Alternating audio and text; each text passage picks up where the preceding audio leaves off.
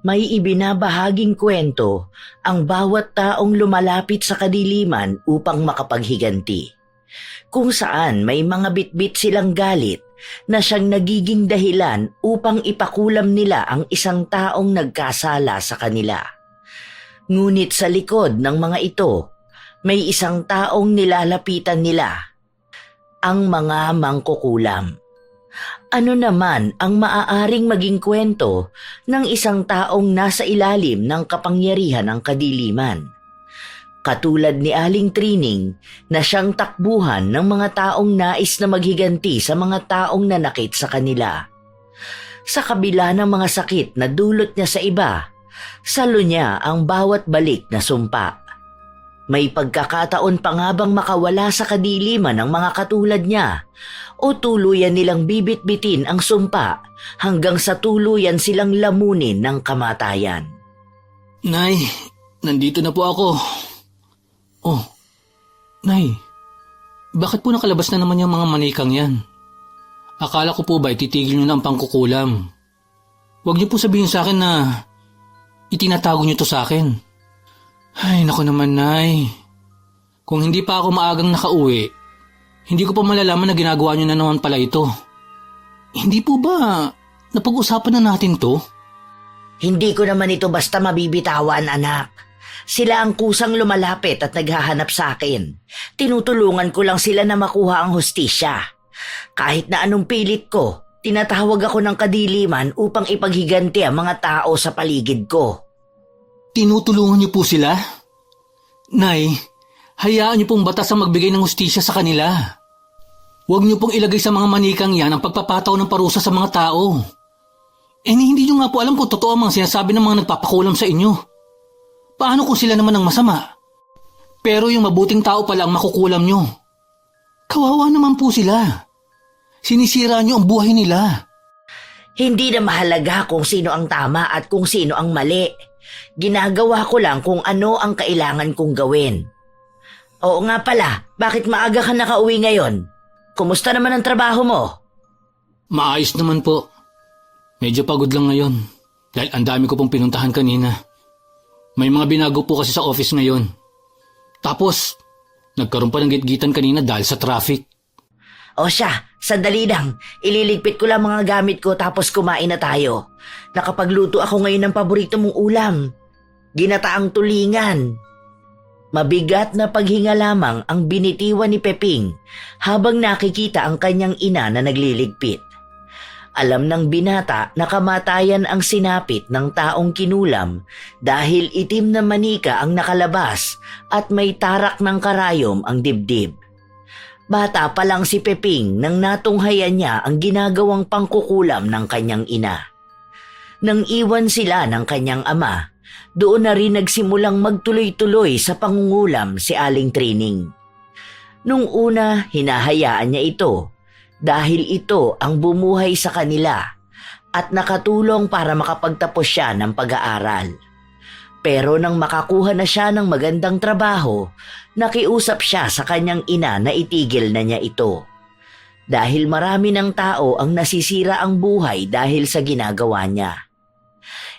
Ilan na rin ba ang kinitilan niya ng buhay at pinaparusahan gamit ang mga manika? Ang akala ng binata ay natigil na talaga ang kanyang ina hanggang sa nahuli na naman niya ito ngayon. Sa ilang linggo na nagdaan, ilang beses ring naabutan ng binata ang ina na nagre-ritual. May mga pares na naman ng sapatos sa labas ng bahay namin. Panigurado ako may bago na namang kliyente si inay. Ay, hindi na natapos ang mga taong ito na magpakulam. Ay, makapasok na nga sa loob.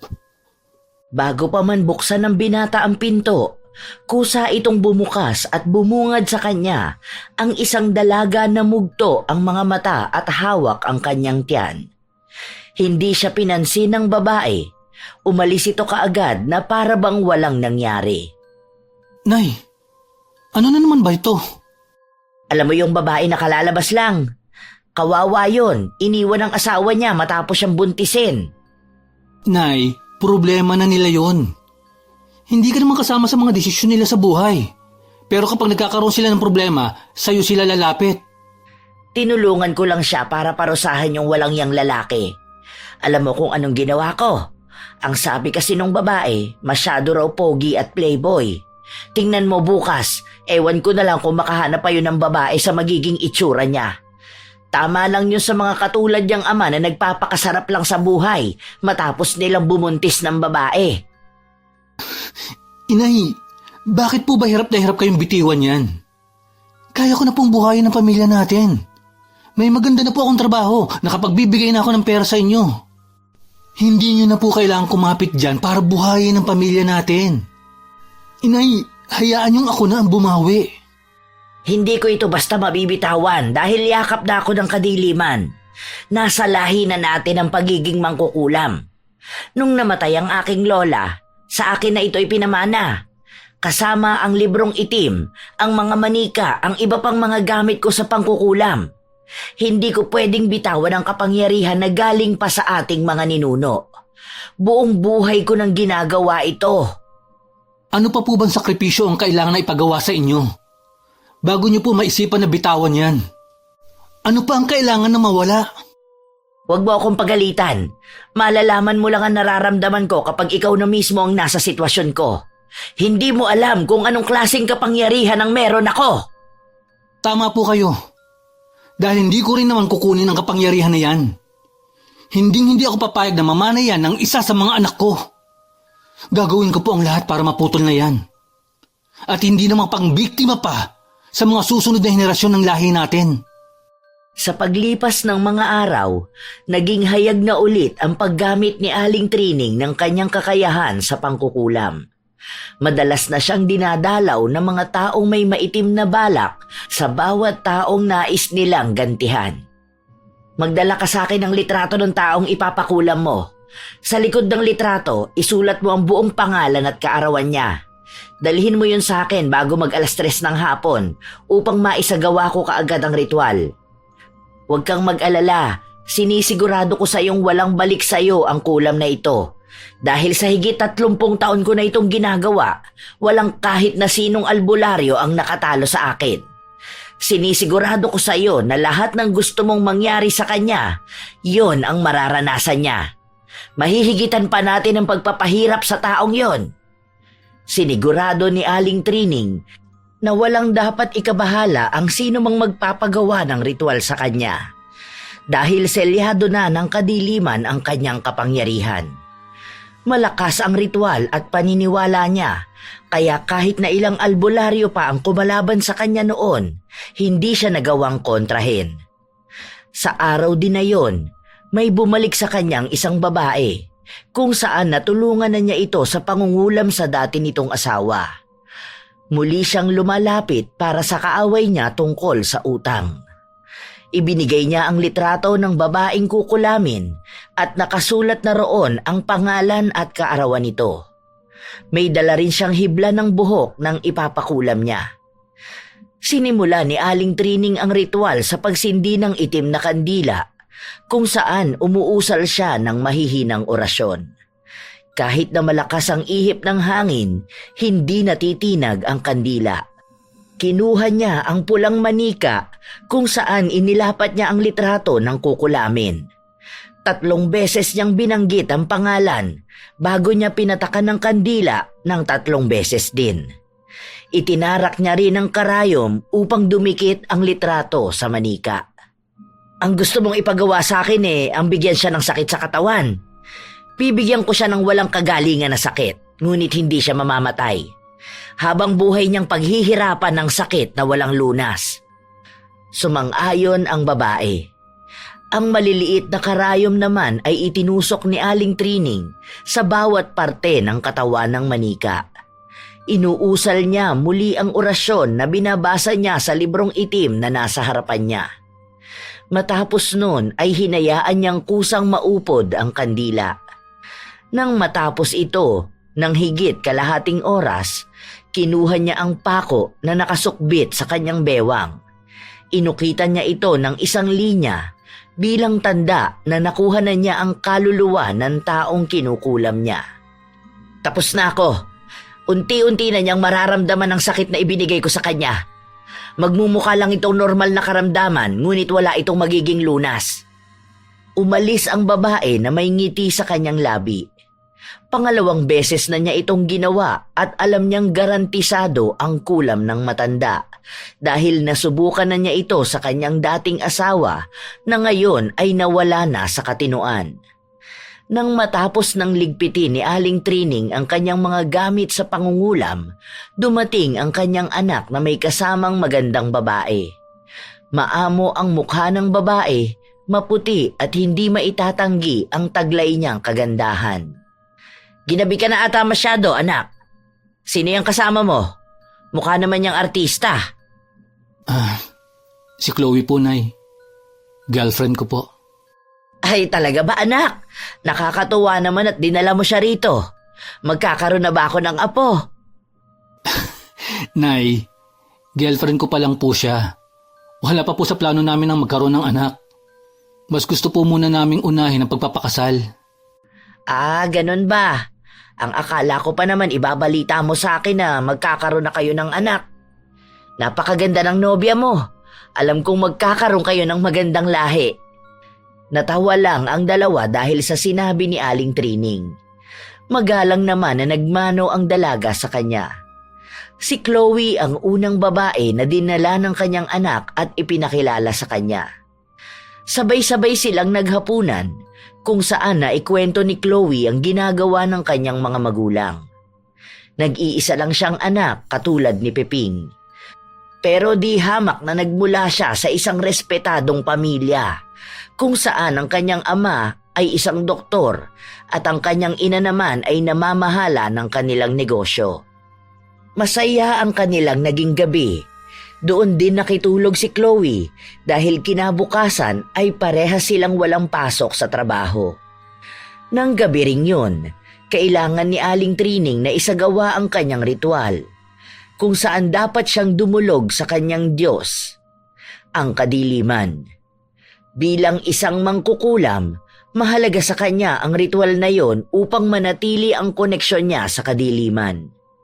Sa harapan ng bungo na nasa loob ng kanyang kwarto, binibigkas niya ang mga salitang kusang lumalabas sa kanyang bibig. Napapalakas yon na nagiging dahilan upang marinig sa kabilang kwarto. Mahimbing na ang tulog ni Peping dahil sanay na siya sa ganitong gawain ng kanyang ina. Ngunit may takot na nararamdaman ang kanyang nobya.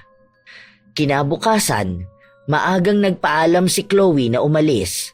Ang dapat na plano nila ay lalabas sila kasama si Aling Trining. Ngunit sa takot ng dalaga, ninais na lang niyang lumayo muna. Sa paglipas ng mga araw, nagkaroon ng lamat ang relasyon ng dalawa at inamin ng dalaga ang tunay na dahilan. Oh, bakit ka naman nakasimangot, anak? Bakit hindi mo kasama ang nobya mo ngayon? Ang sabi mo sa akin, pupunta siya rito. Nakapaghanda pa naman ako ng pagkain para sa kanya. Nakipaghiwalay po sa akin si Chloe. Ha? Bakit naman? Anong nangyari sa inyo? Baka naman may hindi lang kayo napagkakasunduan. Nung isang araw lang nakita ko naman na maayos kayo. Sinabi niya po sa akin ang dahilan. Natatakot siya sa pamilya natin. Natatakot po siya sa inyo. Ha? Bakit naman siya matatakot sa akin? Wala naman akong gagawing masama sa kanya. Walang dapat ikatakot? Nay, narinig ka niya nagre-ritual. Ano sa tingin niyo ang iisipin niya doon? Hindi ko masabi sa kanya ang trabaho niyo dahil nahihiya ako. Hindi ko alam kung maaayos pa ang relasyon namin dahil ayaw niya na akong makausap. Bakit ba kasi ayaw niyo pang tigilan to? Inay, gusto ko nang magkaroon ng normal na buhay. Utang na loob naman. Ayusin mo naman ang pamilya nating ito. Hindi mo ako nauunawaan, anak. Parehas kayo ng tatay mong hindi ako tinatanggap. Nay, tanggap kita bilang nanay ko. Pero sana naman po, itigil niyo na itong ginagawa niyo. Ilang beses na natin itong napag-usapan. Pero hanggang ngayon, kapit na kapit pa rin kayo sa kapangyarihan na yan. Pati po ang mga desisyon ko sa buhay na apektuhan na. Nay, gusto ko magkaroon ng sariling pamilya. At ayokong ilayo kayo sa kanila dahil lang sa pagtatago ko ng tunay niyong pagkatao. Hindi na nakapagsalita pa si Aling Trining dahil umalis ang kanyang anak at pabalagbag na isinarado ang pinto. Kasabay din nun ay ang paninikip ng kanyang dibdib. Napaluhod siya sa sahig kung saan nararamdaman niyang may kumokontra sa kulam na ginagawa niya. Kahit na nahihirapan siya, nagmadali siyang tumayo upang magsindi ng itim na kandila at nagsimulang magritual laban sa sino mang kumakalaban sa kanya. Papikit-pikit pa siya dahil sa hirap na nararamdaman niya. May tumutusok din sa iba't ibang bahagi ng kanyang katawan. Binabalikan siya ng kulam, kaya bago pa ito lumala, dapat na niyang malabanan. Ilang oras na pakikipaglaban pa sa albularyo ang ginawa ng matanda bago siya nakaramdam ng kaginhawaan. Nagawa kong manalong muli sa balikkulam ng albularyo na yon. Tumatanda na ba ako o sadyang nagiging mas malakas ngayon ang mga albularyo? Hindi ito maaari. Parang humihina na ang binigay sa aking kapangyarihan. Kung magpapatuloy itong ganito, hindi malabo na may makatalo na sa akin. Pailing-iling pa ang matanda habang nakatingin sa kandilang tunaw. Sa tagal na niyang nagkukulam, ilan na rin ang nakasagupa niya, ngunit hindi tumagal ng ganito ang labanan at hindi naging ganon kalala ang sakit na balik sa kanya. Kinaumagahan, iniinda pa rin ni Aling Trining ang kirot sa laman niya. Hindi niya agad nagawang makabangon kahit naririnig na niya ang anak niyang nag-aasikaso sa bahay. Alam din ng matanda na may tampo ang kanyang anak kaya binibigyan niya ito ng oras na makapag-isip. Nay, gising ka na po ba? Oo anak, papasok ka na ba sa trabaho? Wala po akong pasok ngayon, Nay. Papasok na po ako sa kwarto niyo, ha? Wala ka bang pupuntahan ngayon? Sige na, ayos lang ako rito. Medyo sumama lang ang pakiramdam ko. Nay, pasensya na po kayo sa inasta ko kahapon. Hindi ko po sinasadya yun. Masama lang po talaga ang loob ko dahil sa mga nangyari. Gusto niyo po bang samahan ko kayo sa doktor para makapagpatingin na kayo? Baka po kung ano nang nangyayari sa inyo. Alam mo namang hindi ako naniniwala sa mga doktor. Magiging maayos din ako mamaya. Konting galaw-galaw lang to at iinom na lang ako ng herbal. Iyan na nga po ang sinasabi ko. Sa dami ng tinutulungan yung tao, sa inyo lang bumabalik ang lahat. Kayo ang sumasalo para lang hindi sila balikan ng kulam. Paano po, Nay, kung makatagpo kayo ng magaling na manggagamot? May mga nababalita po ngayon na dinarayong albularyo kung saan nakakausap niya talaga ang mga mangkukulam gamit ang katawan ng taong nakulam. Paano po kung makatagpo niyo siya? Baka naman kayo ang mamatay. Nay, hindi niyo alam ang kaya nilang gawin. Hindi totoo ang ganyan, anak. Sa tagal na ng pamilya namin ginagawa ito, ni minsan hindi namin naranasan yon. Nakatagpo pa nga ng magaling na albularyo ang lola ko noon pero hindi naman siya natalo. Naniniwala akong mas makapangyarihan pa rin kami kaysa sa kanila. Inay naman Hanggang kailan niyo po ba bibit-bitin ang kakayahan niyo? Kailan niyo titigilan? Kapag nawala na po sa inyo ang lahat? Kapag pati ako, nawala na sa inyo? Ano ba yung sinasabi mong bata ka? Bakit? Iiwan mo rin ba ako katulad ng ginawa ng tatay mo? Hindi ko po kayo iiwan. Pero hindi po natin alam ang mga mangyayari. Paano po kung ako naman po ang balikan ng mga ginagawa niyo? Nay, may tinatawag po tayong karma. At doon po ako natatakot. Paano kung ang balikan ng mga yan ang magiging pamilya ko? Sa mga anak ko? O sa mga susunod na henerasyon ng pamilya natin? Hindi mangyayari ang iniisip mo. Walang karma. Tao lang ang nag-iisip ng ganyan. Tingnan mo nga mga taong gumagawa ng masama sa kapwa nila. Nakita mo ba na nakakarma sila? Hindi ba wala namang nangyari sa kanila? Hindi niyo po basta masasabi na wala lang. Ibang klase kung maningilang karma. Dumarating po ito sa kanila sa panahong hindi nila inaasahan. Patuloy na nagsasalin-salin ang lahi ng bawat tao. May isisilang na siyang magbabayad ng mga pagkakamali. At ayoko pong danasin ng mga anak kong magbayad sa kasalanan na hindi naman po nila ginawa. Nay, ititigil niyo po ito. Hindi na po kayo muli pang mangkukulam ng tao.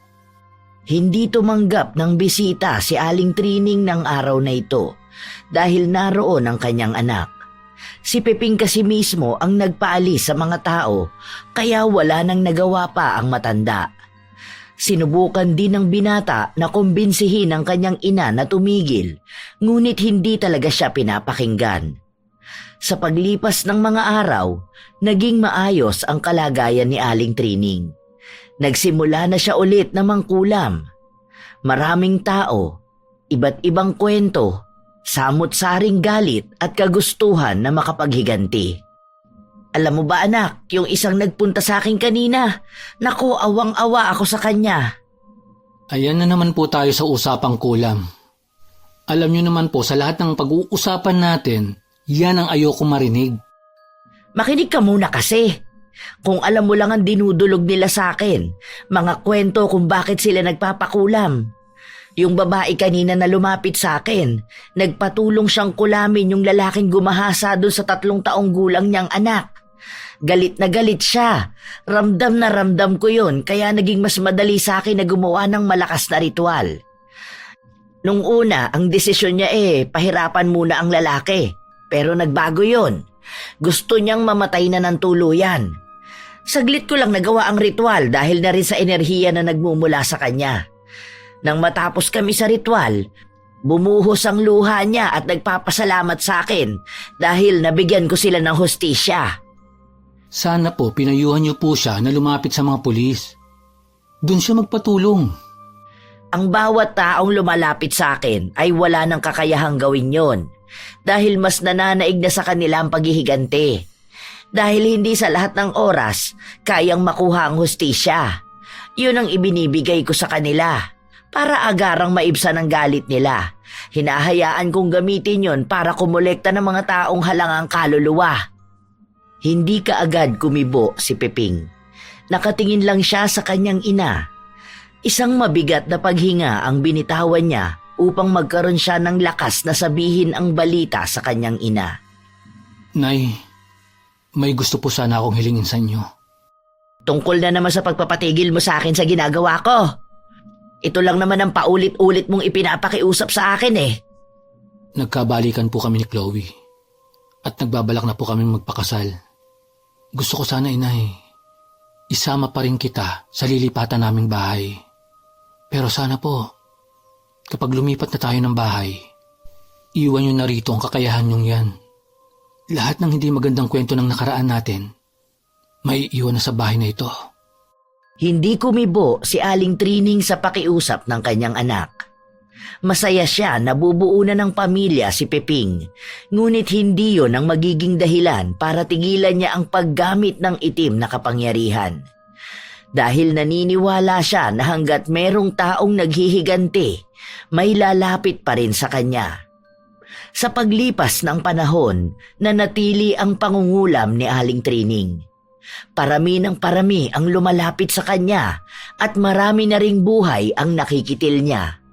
Mga kaluluwa na nakokolekta niya. Ilang beses nilang pinagtalunan ng kanyang anak ang ginagawa niya, ngunit binabaliwala niya lang ito. Iniisip niya na mauunawaan lang siya ni Peping kapag siya na ang may hawak ng kapangyarihan. Ngunit alam ni Aling Trining na kailanman hindi ito tatanggapin ng kanyang anak. Dahil sa pananalita pa lang ng binata, kinasusuklaman na niya ang itim na mahika. Nay, nakapagbihis na po ba kayo? Oo anak, tingnan mo nga. Bagay ba sa akin tong pinasuot mong damit? Ayan, mas bagay po sa inyo kapag ganyan ang suot nyo. Oh, Nay, bakit kailangan niyo pa pong isuot yung medalyon na yan? Tapos, bit-bit mo na naman yung mga pako sa baywang nyo. Nay, iwan mo na yan dito. Ang formal ng dress mo, lalagyan mo pa po ng ganyan. At saka, binilan po kita ng magandang alasa. Yun po ang isuot nyo. Ay nako, ayoko nun. Hindi ako pwedeng mawaglit sa mga gamit kong ito. Sandali lang, kukunin ko ang bag ko. Nay, ano ba naman yan? Bakit binibitbit mo pa yung gamit mo sa pangkukulam? Makikipagkita po tayo sa family ni Chloe. Paano kapag nalaman nila yung laman ng bag mo? Baka matakot po sila. Tuwing lumalabas na lang tayo, palagi mo pong bitbit yan. Hindi ko naman ito ipapakita. Halika na at baka naghihintay na sila roon. Hayaan mo na ako rito. Wala namang makakaalam sa kanila kung anong laman ito eh. Nag-aalangan pa si Peping kung isasama niya ang kanyang ina dahil may takot pa rin sa kanya. Tanging si Chloe lang ang nakakaalam ng tungkol sa pamilya nila at ang lahi na pinanggalingan ng kanyang ina. Sa dalaga rin ang galing na kaya niyang tanggapin kung ano man ang nakaraan nila, pero nais niyang itago ito sa mga magulang niya dahil maaaring tumutol sila.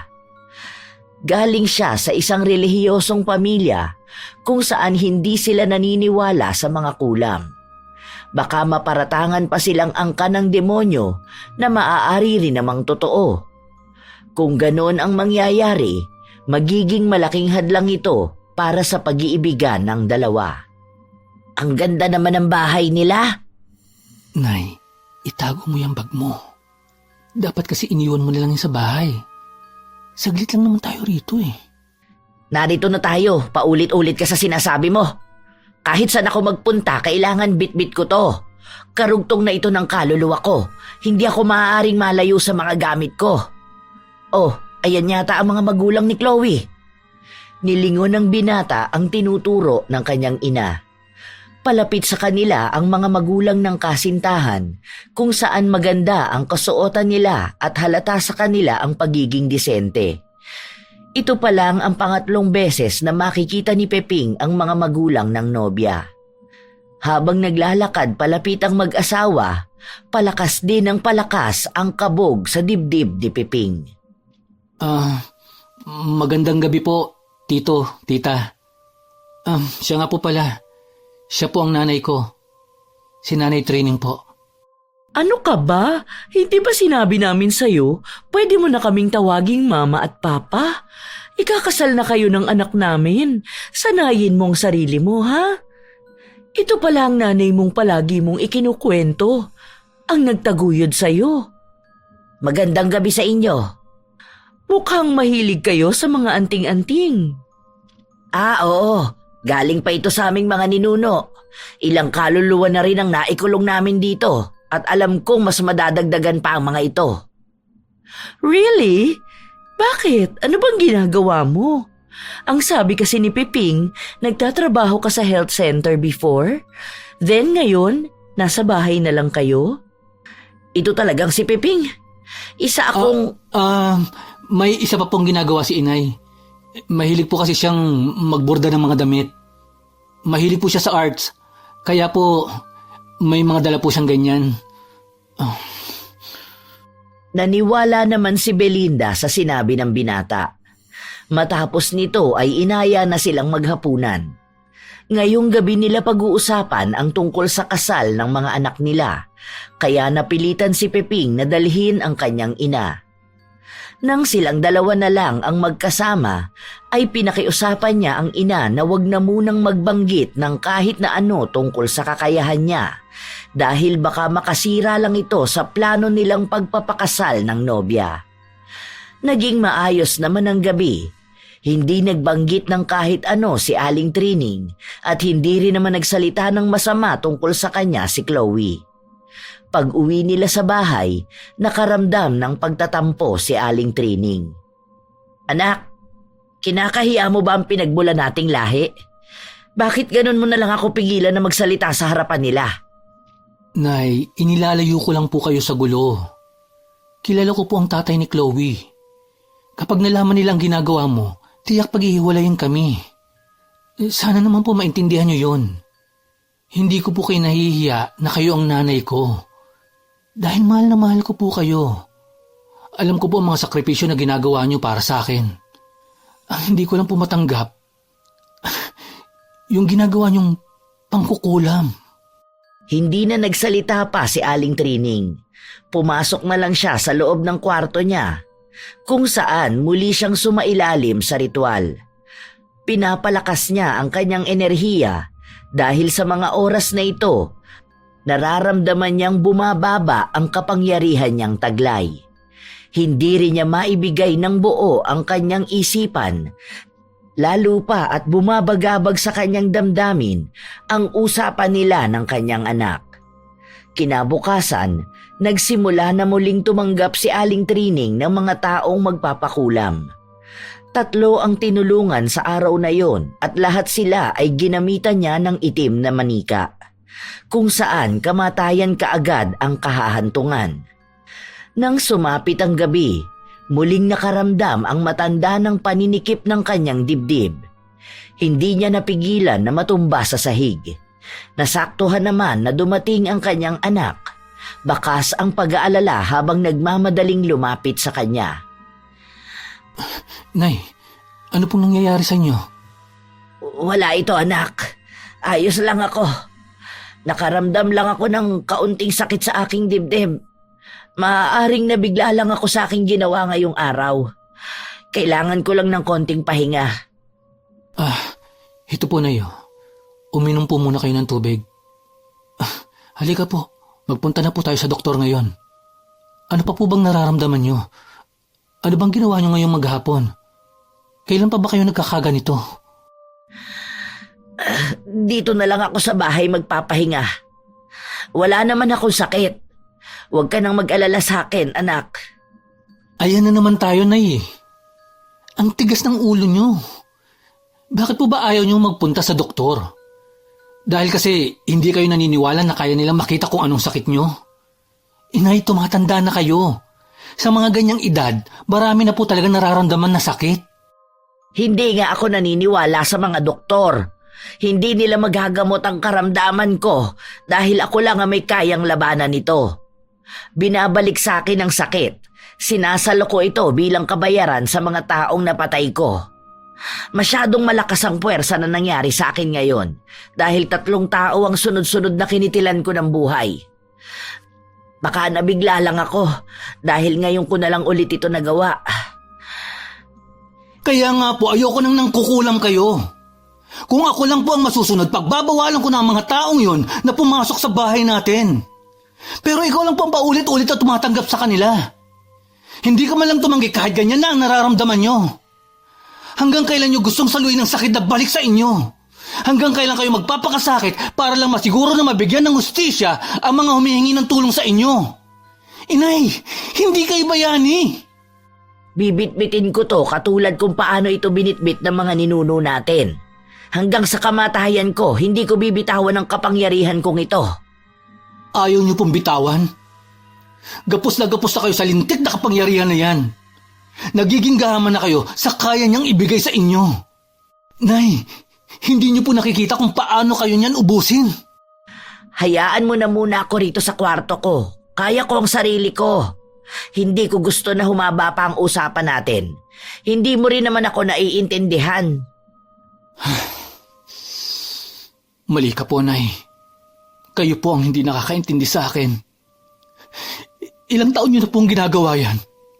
Kitang-kita po ng mga mata ko kung paano niya bigyan ng parusa ang mga tao na hindi naman niyo lubusang kilala. Hindi niyo po ako gustong pakinggan dahil bulong ng kadiliman lang ang malinaw para sa inyo. Nay, tumatanda na po kayo. Nagkakaedad na rin po ako. Pero nabilang niyo ba kung ilang beses niyo akong pinakinggan? Katulad ng kung ilang beses yung nabilang ang mga kaluluwang pinarusahan niyo? Nagtalo ang mag-ina tungkol sa usaping ito. Nakapaglabas ng sama ng loob ang binata dahil pakiramdam niya mas mahal ng kanyang ina ang kapangyarihan ng dilim kaysa sa kanya. Ngunit sa huli, si Aling Trining pa rin ang nagwagi. Humingi ng tawad ang binata at sinabi sa kanyang ina na nag-aalala lang siya sa kalagayan niya, lalo na sa kanyang edad. Ayaw lang ni Peping na habang tumatagal, mas lalong bumibigat ang balik na parusa sa kanya. Ngunit sinigurado lang ng matanda na kaya niya ang sarili niya. Hanggat may gabay siya ng kadiliman, mananatili siyang buhay laban sa mga kumokontra sa kanya. Sa paglipas ng mga araw, kakaunti na lang ang tinatanggap ni Aling Trining na magpakulam sa kanya. Dahil mas napapadalas na ang paghihirap na nararamdaman niya. Hanggang isang araw, nagkaroon siya ng isang bisita na hindi niya inaasahang makita. Belinda, anong ginagawa mo rito? Hindi ko akalain na ikaw ang tinutukoy ng kaibigan kong magaling na mangkukulam. Hindi naman nasabi sa akin ni Piping na ito ang ginagawa mo. Kahit ang anak ko, wala siyang nabanggit. Dahil ayaw niyang malaman niyo ang angka na pinagmulan niya.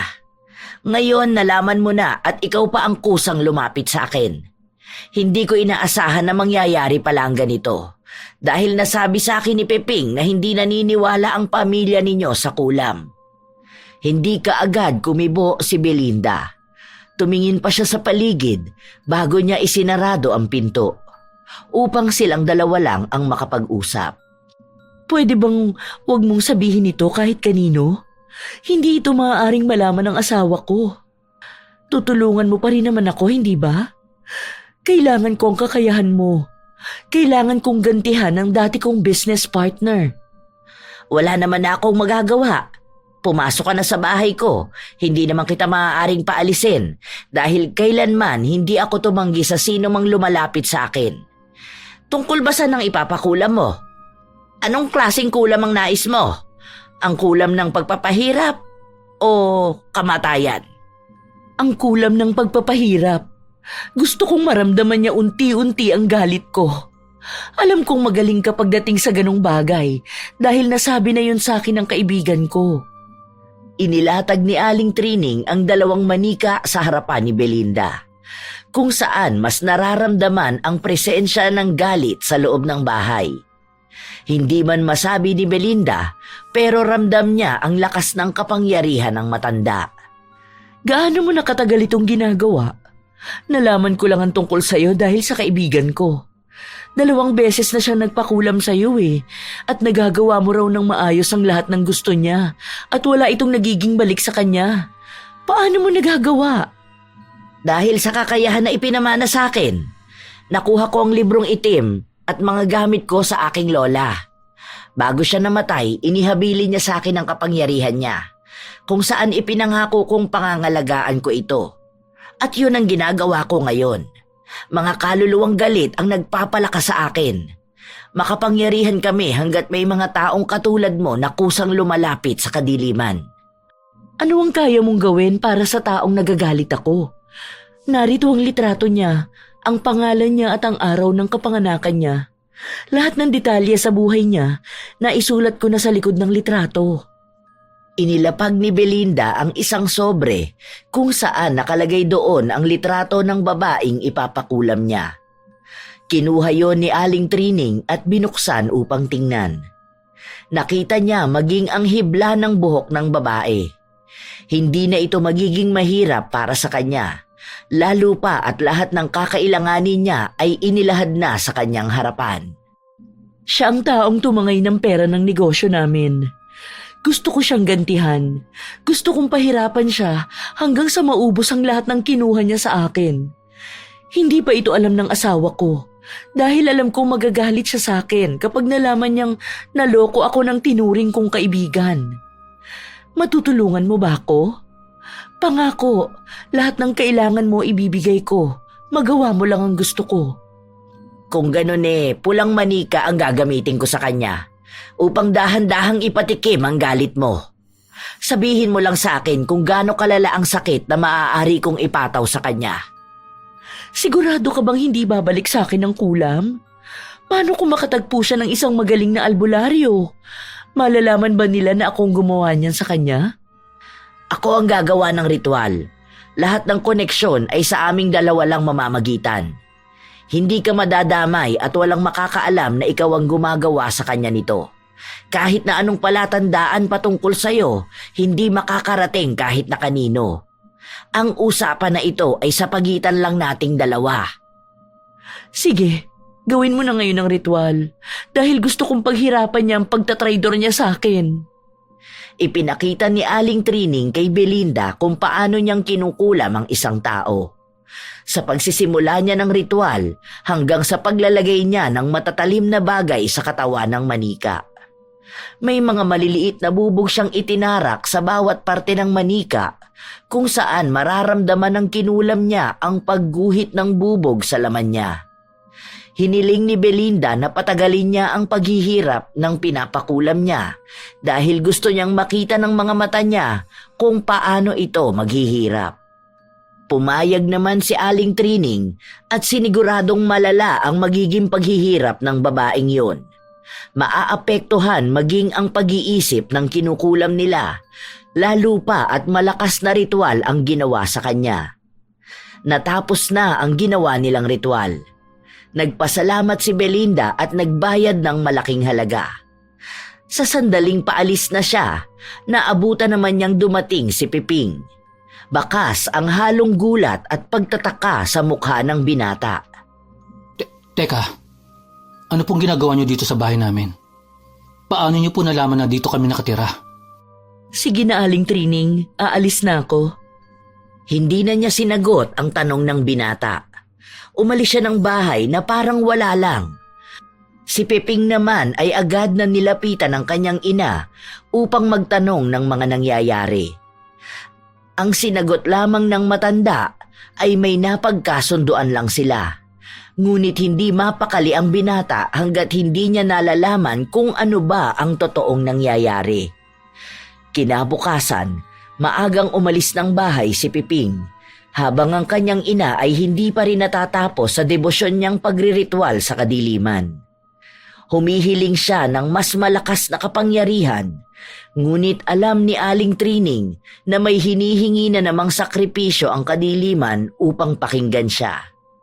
Ang huling sakripisyo na ginawa niya noon ay ang pagkitil niya sa buhay ng sarili niyang ama. Ang ganoong klase ng sakripisyo ay nagpapakita ng kagustuhan niyang patunayan na karapat-dapat siya sa kapangyarihan. Ngayon na humihina na naman ang puwersa niya, alam niyang may dapat siyang gawin. Kailangan ko ng alay para sa kapangyarihan ko. Ngunit paano ko yun gagawin? Kahit may nararamdamang panghihina ang matanda, tuloy pa rin siya sa kanyang ginagawa. Sa pagkakataon na ito, pansamantala muna niyang itinigil ang pagtanggap ng bisita. Nais muna niyang masigurado na magiging malakas muli ang kanyang puwersa dahil pansin naman niyang may malalakas ng albularyong nakatatalo sa kanya. Grabe ang hingal na nararamdaman ko ngayon Para akong mapuputulan ng paghinga. Dapat siguro wag muna akong magkikilos. Nagpahinga ang matanda sa sala. Isinandal sa malambot na sofa ang kanyang likuran at ipinikit ang kanyang mga mata. Nais niya lang sana na magpahinga kahit na saglit, ngunit may malakas na puwersa na humihila sa kanya papunta sa tila ba ibang mundo. Trining! Trining! Trining! Sa ikatlong beses na narinig ng matanda ang kanyang pangalan, iminulat niya ang kanyang mga mata. Laking pagtataka niya nang mapunta siya sa ibang lugar, kung saan kaharap niya ang isang lalaking may nakakasilaw na liwanag sa kanyang likuran. Hindi niya maaninag ang mukha ng lalaki, ngunit ramdam niya ang malakas na presensya nito. Nakakasilaw ang kapaligiran na siyang humihila sa kaluluwa niya upang mawalan siya ng lakas na lumaban. Paano ako nakarating dito? Sino ka? Paano mo nalaman ang pangalan ko? Bakit hindi ako makagalaw? Anong ginawa mo sa akin? Ang daming katanungan na nasa utak ni Aling Trining, lalo pat hindi niya alam kung paano siya biglang napunta sa lugar na ito. Dahil ang huli niyang naaalala ay nakatulog siya sa kanilang bahay. Paanong sa isang ihip ng hangin, dadalhin siya sa lugar na hindi niya kabisado? Kaharap ang isang lalaking higit na mas makapangyarihan sa kanya. Alam ko ang ginagawa mo. Isa kang mangkukulam. Sabihin mo, ano ang nagawa ng taong ito para parusa mo siya ng ganito?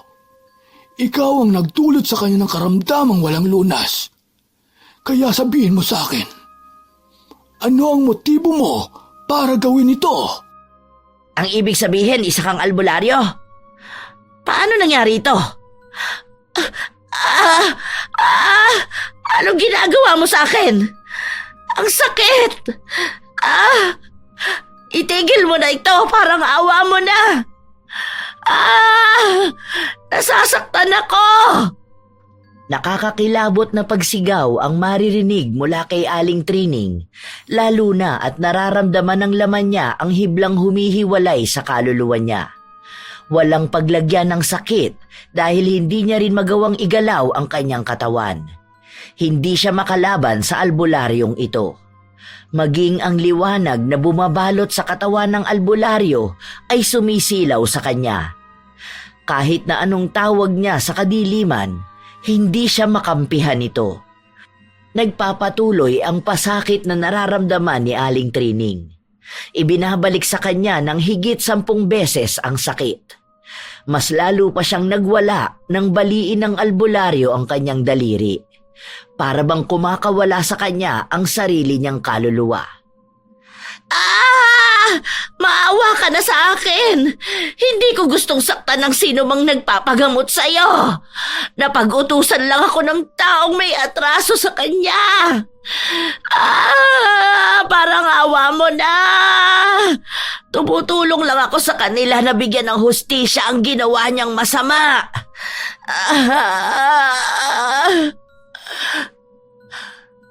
Alam mo ba na kaya na kitang patayin sa mga oras na ito? Wala kang kawala sa akin dahil hawak ko ang kaluluwa mo. Maaaring dito na rin magwakas ang kasamaan na ginagawa mo. Huwag mong gawin yan. Parang awa mo na. May anak ako. Kailangan niya ako dahil ako na lang ang nag-iisang magulang na meron siya. Maawa ka na. Hindi ko ginustong pahirapan ng taong yan. Gusto ko lang ipaghiganti ang nag-utos sa akin ito. Nasasaktan ako. Parang awa mo na. Nagmamakaawa ka para sa buhay mo. Samantalang ilang buhay ba ang pinahirapan mo? Ilan bang kaluluwa ang kinulong mo sa dilim? Bibigyan kita ng huling pagkakataon para mabago ang buhay mo. Sa susunod na magkita tayo, sisiguruhin kong papatayin na kita. Agad na napabangon si Aling Trining mula sa pagkakahiga niya.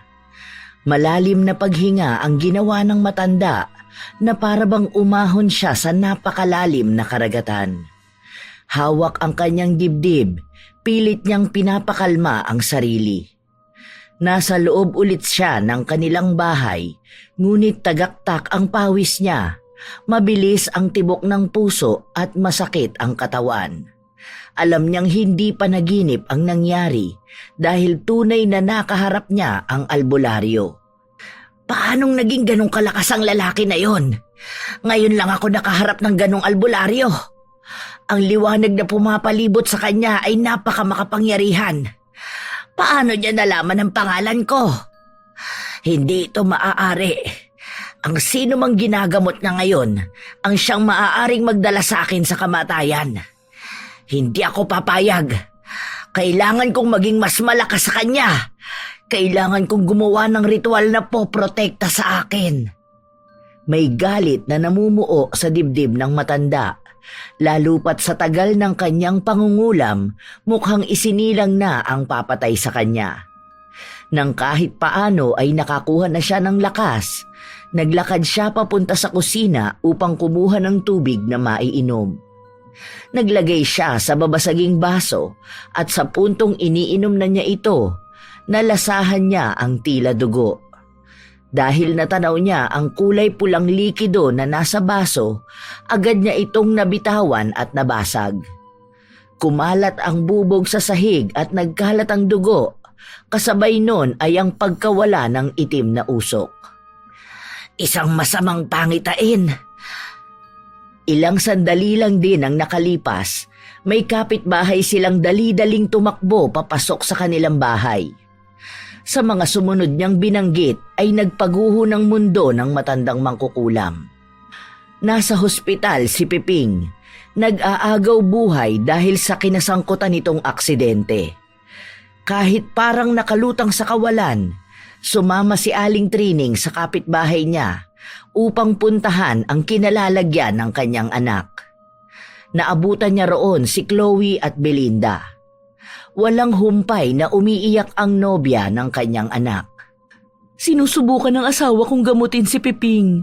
Sana maging maayos ang kalagayan niya. Kawawa naman siya. Nakita ko ang katawan niyang maraming galos. Anong nangyari sa anak ko? Tumawag sa akin si Chloe. Nagmamadali raw na umalis si Piping sa trabaho kanina dahil gusto raw umuwi. Nararamdaman daw kasi ng anak mo na parang may nangyayaring hindi maganda sa'yo at hindi na siya nag-aksaya pa ng oras para makauwi at malaman ang kalagayan mo. Ang problema, nagkaroon ng aksidente kung saan bumangga ang sinasakyan niyang motor. At nang dalhin namin siya sa ospital, wala siyang ibang sinasabi kundi ang pangalan mo. Paulit-ulit kanyang hinahanap. Hindi na napigilan ng matanda na bumagsak sa sahig. Nanghihina pa rin ang katawan niya sa naging pagtatagpo nila ng albularyo. Ngayon naman ay ang balita tungkol sa kanyang anak. Wala nang kahit na anong tumatakbo sa kanyang utak. Naging blanko na siya sa lahat. Kahit paanong salita ni Belinda, walang pumapasok sa utak niya. Ilang sandali pa ay lumabas ang asawa ni Belinda at sinabi sa kanila na hindi nila sigurado kung mabubuhay pa ba si Piping dahil sa laki ng pinsala na tinamo ng katawan niya. May mga namuong dugo raw sa ibang parte ng katawan ng binata. Maaaring isang malaking himala na lang kung magigising pa siya, pero pinapahanda na ang kalooban ni Aling Trining na tanggapin ang anumang magiging resulta. Nakatulala lang ang matanda sa labas habang tinuyunan ng hangin ang mga luha sa kanyang mga mata. Nilapitan siya ni Chloe at sa unang pagkakataon ay kinausap siya ng dalaga. Siya na lang ang meron ako. 2 taon pa lang siya nang iwan kami ng kanyang ama.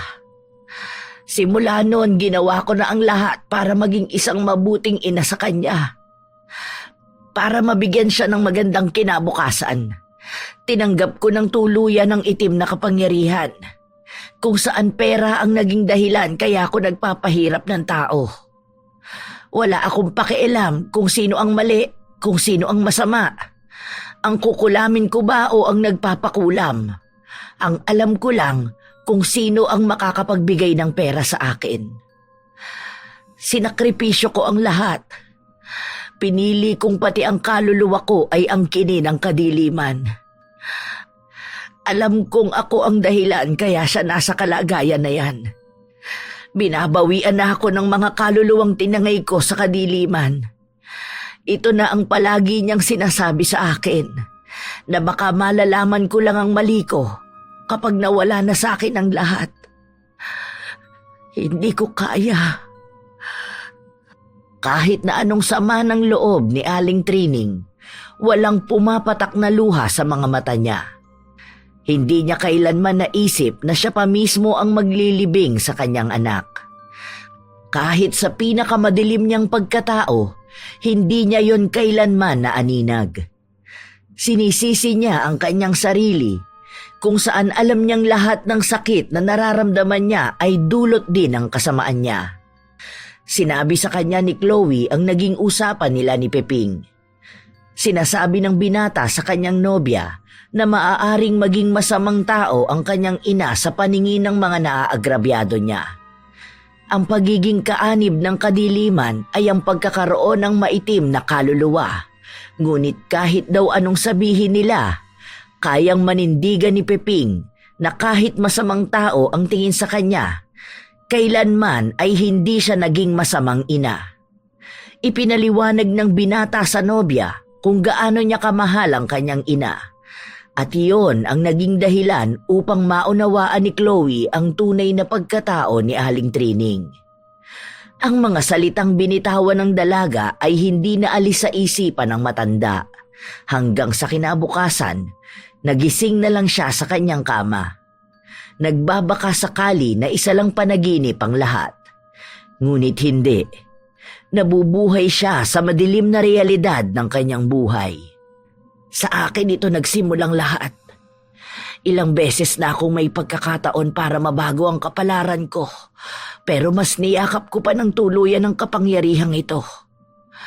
Ngayon, pakiramdam ko ikinukulong na niya ako sa pagdurusa, sa kamatayang walang katapusan, sa kapagurang walang kapahingahan. Ito na ba ang sakripisyong hinihingi sa akin? Lumabas ng kwarto si Aling Trining kung saan naabutan niya si Chloe na nag-aayos ng mga gamit sa bahay nila. Nagsabi ito na nakapagluto na siya para makakain na ang matanda, ngunit tumanggi lang si Aling Trining. Wala siyang gana sa lahat. May iilang mga tao na lumalapit sa kanya para magpakulam pero tinanggihan niya ang mga ito. Nagmamakaawa ang ilan, ngunit wala siyang kakayahang pagbigyan sila. Wala siyang kinausap kahit na sino sa kanila. Nagmukmuk lang ang matanda sa loob ng kwarto habang pinagmamasdan niya ang mga gamit ng mga taong nabiktima niya. Mas lalo niyang sinisisi ang kanyang sarili. Ilang sandali pa ay pumasok sa kwarto si Chloe. Nakita niya ang mga gamit na nakalagay sa isang gilid. Nagbabaka sakali ang dalaga na magtanong kung ano yun. Ayan ang mga gamit ng mga kinulam ko. Andyan ang mahahalagang bagay sa kanila o may koneksyon sa pagkatao nila. Ang ilan dyan ay damit, jacket at kahit ano pang ginamit ng taong ipapakulam nila sa akin. Ilang taon ko yung kinolekta para maging motibasyon ko na makita kung gaano na ba karami ang taong nagdusa dahil sa akin. Noon, kapag tinitingnan ko yan, nagiging masaya ako. Ngayon, ayan na rin ang nagpapaalala sa akin sa mga...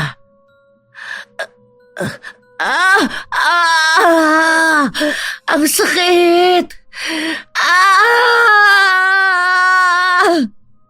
Napahawak ang matanda sa kanyang ulo kung saan halos pumutok ito sa sobrang sakit.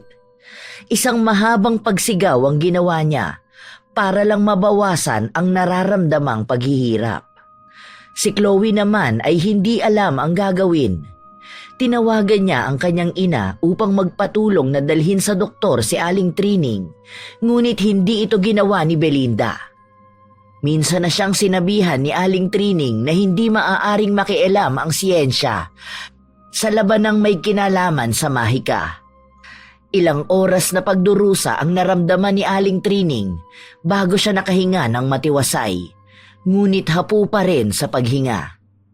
Uminom ka muna ng tubig, Trining. Ano nang nararamdaman mo? May masakit pa rin sa ibang parte ng katawan ko. Dahil ito sa mga albularyo na kumokontra sa kulam na ginagawa ko. Kaya na nilang labanan yon. Hindi ko na maipagtanggol ang sarili ko. Ang ibig sabihin ba, ikaw ang sumasalo ng mga balikkulam? Paano mo yun nalalabanan kung maraming albularyo ang maaaring kumokontra sa'yo? Oo, ako ang sumasalo ng mga yon. Noon kaya ko silang labanan dahil sa lakas ng kapangyarihan ko. Ngunit ngayon, unti-unti na nila akong natatalo. Para bang pare-parehas ang lakas na pinagkukuhanan nila. Naku, pasensya ka na. Isa ko sa dahilan kaya ka nahihirapan ng ganyan. Nalaman ko kasing humingi ng tulong ang pinakulam ko sa isang magaling na manggagamot. Hindi ko kasi alam kung totoo ang nasagap kong balita. Ang sabi, nakausap ng albularyo ang mangkukulam. Magaling daw ang albularyo na yun. Sa pagkakaalala ko, ang pangalan niya ay Enteng. Nakaengkwentro mo na ba siya? Pasensya ka na, ngayon ko lang din naalala dahil ang dami kong inaasikaso. At nangyari pa yun sa aksidente ng anak mo, kaya hindi ko na rin nabanggit. Hindi ko sigurado kung siya ang nakaengkwentro ko. Pero bago ko malaman ang balita tungkol kay Piping, may isang lalaking nagpahirap sa akin. Hindi ko matanaw ang mukha niya pero nakausap ko siya. Binigyan niya ako ng pagkakataon na mabuhay. Pero sa susunod daw na magkaharap kami ay papatayin na niya ako. Napakalakas niya. Ibang klase ang kapangyarihan na gumagabay sa kanya. Ayan na nga ang narinig kong balita tungkol sa albularyo na yun. Pasensya ka na, ngayon ko lang nalaman ng tungkol doon. Hindi ko naman alam na mangyayari pala talaga yun. Kaninang umaga ko lang din nalaman ang paggaling ng pinakulam ko at lumapit siya sa akin para humingi ng tawad sa mga nagawa niya. Sinusubukan na niyang bayaran ng mga utang niya sa akin. Mukha ngang magaling ang albularyo na yon. Enteng pala ang pangalan niya. Kung gusto mo siyang makita ng personal, pwede akong humingi ng tulong sa mga taong nakakakilala sa kanya. Hindi na muna, dahil wala namang kaming dapat na pag-usapan. Kung pakikipaglaban lang din, hindi ko yun kayang gawin ngayon. Hindi na naalis ang sakit sa katawan ni Aling Trining, na mukhang buong pagkatao na rin niya ang hindi nagagaling pa. Ilang araw ang lumipas, wala pa ring nagiging magandang balita tungkol kay Peping. Sinabi na rin ng doktor na maaaring hindi na abutin ng 3 araw ang buhay ng binata. Lalo na at ilang beses na siyang kamuntikang mamatay. Hindi na rin nakakakita pa ng paraan ang mga doktor para maisalba ang buhay niya. Wala nang kahit katiting na pag-asa. Kailangan na lang maging matatag ni Aling Trining na kung sakali mang makaabot sa kanya ang balita ay makaya niya itong tanggapin. Sa likod ng salamin, nakatanaw ang matanda sa kaawa-awang katawan ng kanyang anak na puno ng aparato. Kahit na anong gawin niya, wala siyang ibang magagawa. Kahit pa dumulog siya sa kadiliman, tila ba tinalikuran na rin siya nito. Sa dami ng taong natulungan niya, bakit ngayon pa siya walang magawa kung kailan anak na niya ang nangangailangan sa kanya? Ayokong tanggapin ito, anak. Pero mukhang pinagbabayaran ko na ang lahat. Bakit ikaw pa? Bakit hindi na lang ako? Dahil sa akin naman nagsimula ang lahat. Ako ang gumawa ng masama sa kanila. Habang buhay kong sisisihin ang sarili ko dahil sa nangyaring ito sa'yo. Pero sana, sa huling pagkakataon, mapagbigyan kita sa matagal mo ng hiling sa akin. Pangako, tatalikuran ko na ang kadiliman na ito. Ilang beses na pinag-isipan ni Aling Trining ang desisyon niya. Ilang mga tao ang nagmakaawa sa kanya para bumalik siya sa pangungulam, ngunit buo na ang loob niyang kahit sa huling pagkakataon ay maibigay niya ang kahilingan ng kanyang anak. At mukhang inaayon ng panahon ang pagbabago sa kanya. Dahil siya mismo ang dinalaw ng albularyo. Hindi niya alam kung paano siya natunton sa kanilang bahay at kung paano nararamdaman ng albularyo ang desisyon niyang bitawan ng kanyang itim na kapangyarihan. Mas malakas pala ang presensya mo kapag kaharap ka ng personal.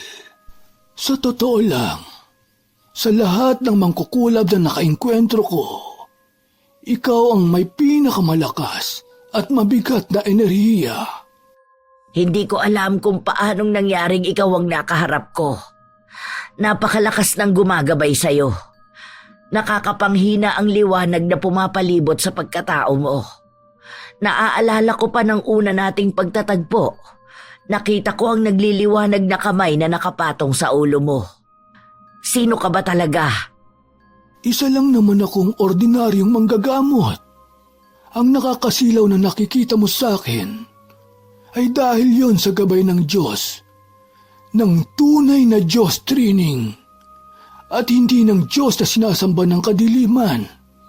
Yon ang liwanag na nagbibigay ng tunay na gabay sa iyo.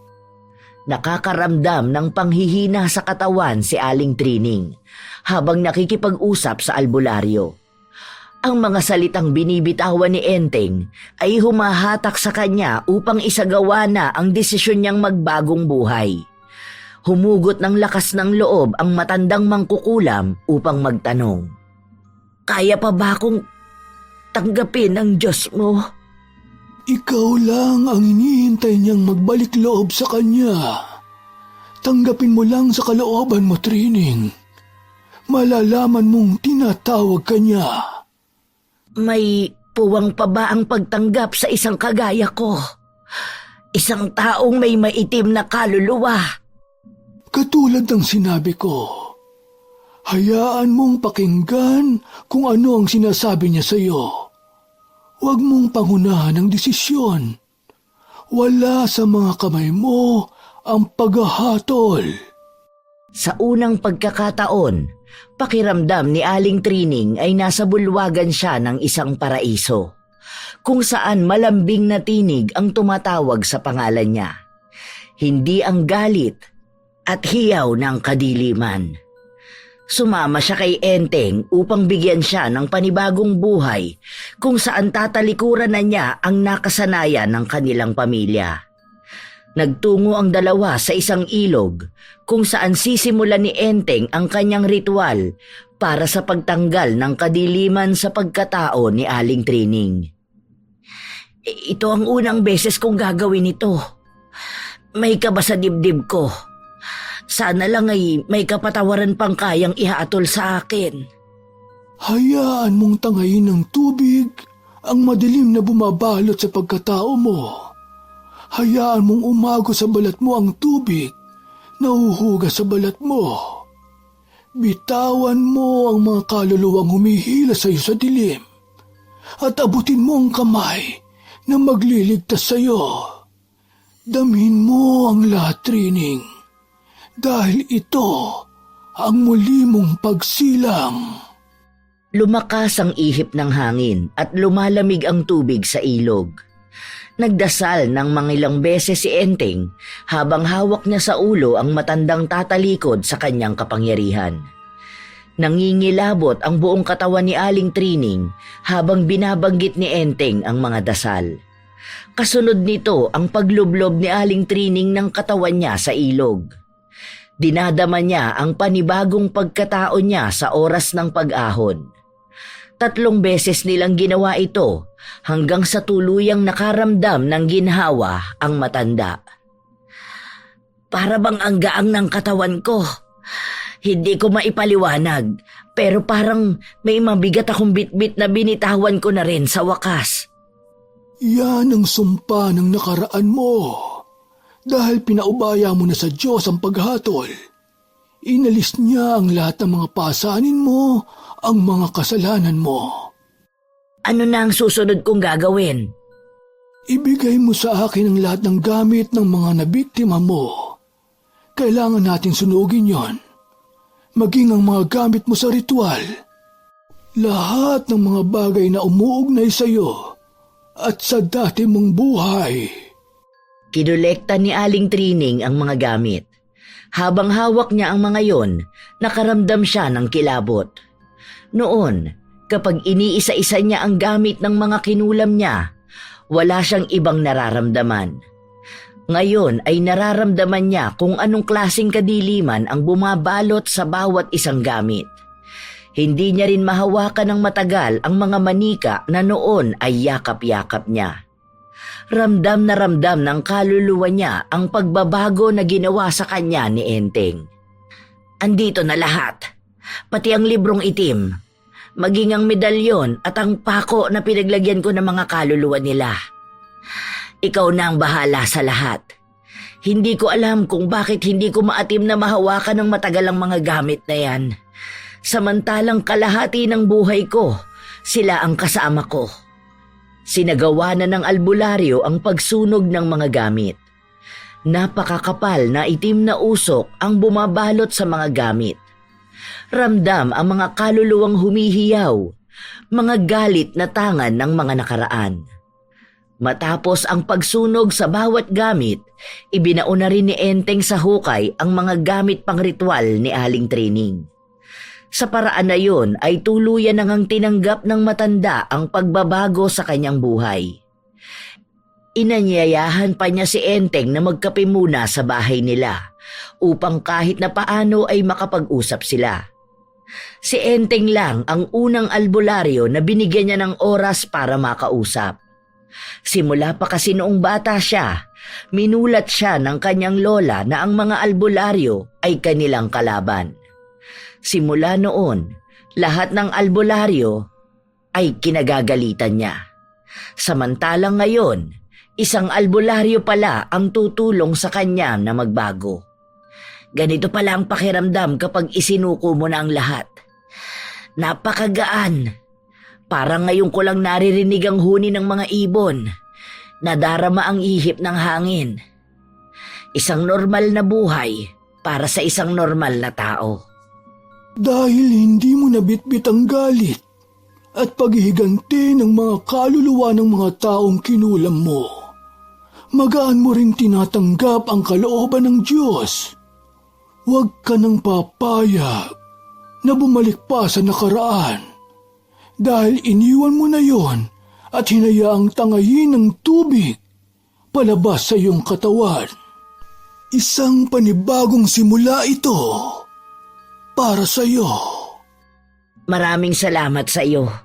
Naibigay ko na rin sa aking anak ang matagal na niyang hiling. Kung sana lang ay makikita niya kung paano ako nagbagong buhay. Matagal mo na ba itong ginagawa? Oo. At ilang mangkukulam na rin ang napagbago ko.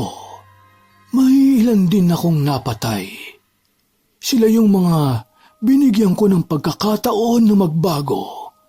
Pero mas pinipili nilang balikan ako at kalabanin. Pero bakit? Hindi ba ang nakakasagupa mong mangkukulam dapat ay pinapatay mo na ng tuluyan? Dahil hindi mo alam kung ano pa ang kakayahan nila para gantihan ka.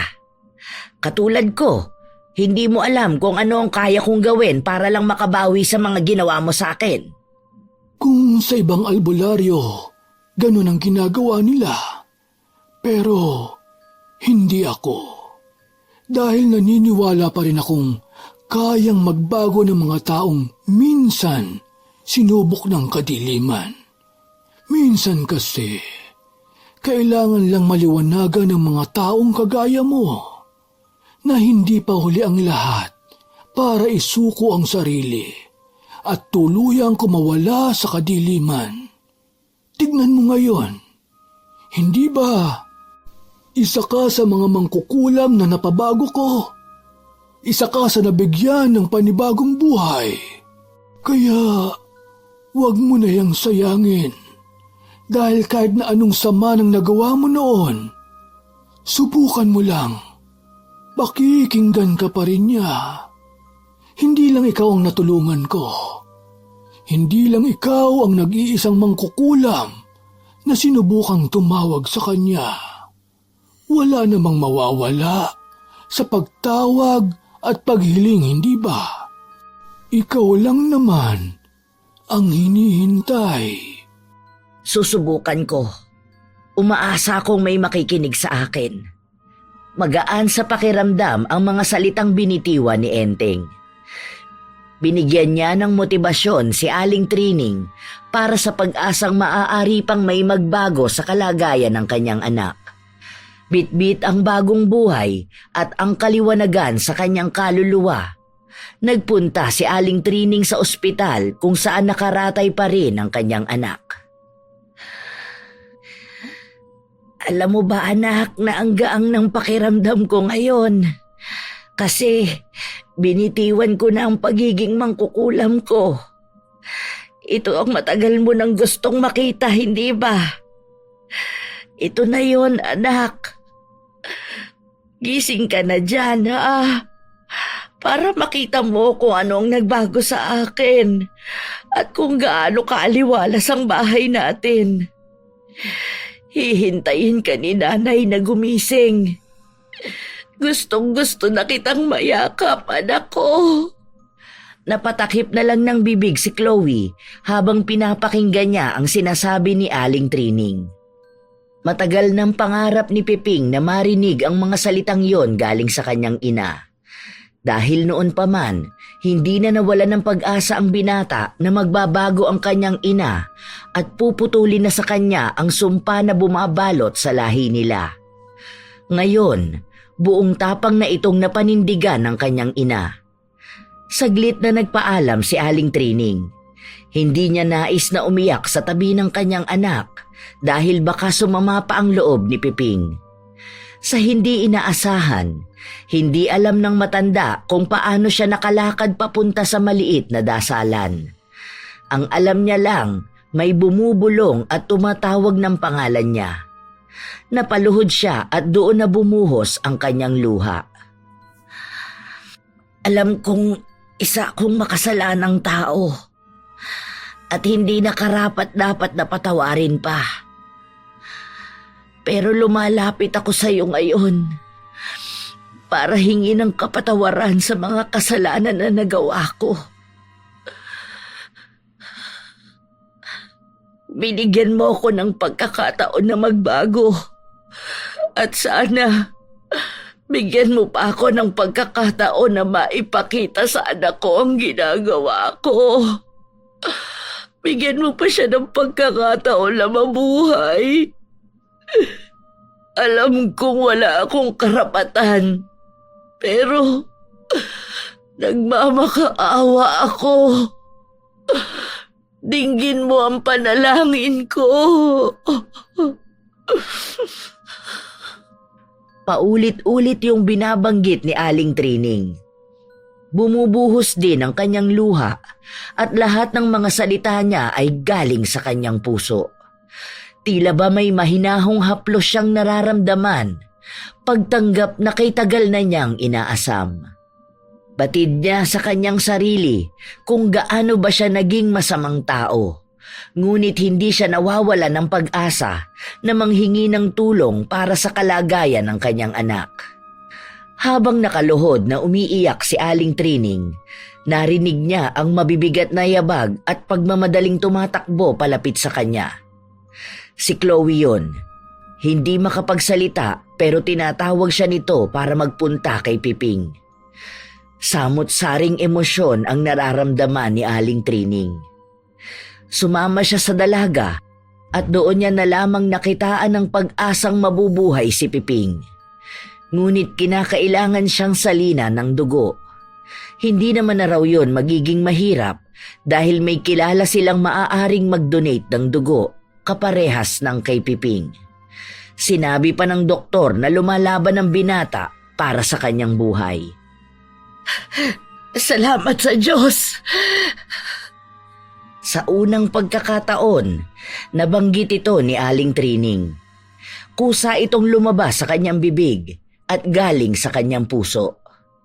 Habang lumilipas ang araw, nagiging maayos ang kalagayan ni Piping hanggang sa tuluyan nitong iminulat ang kanyang mga mata.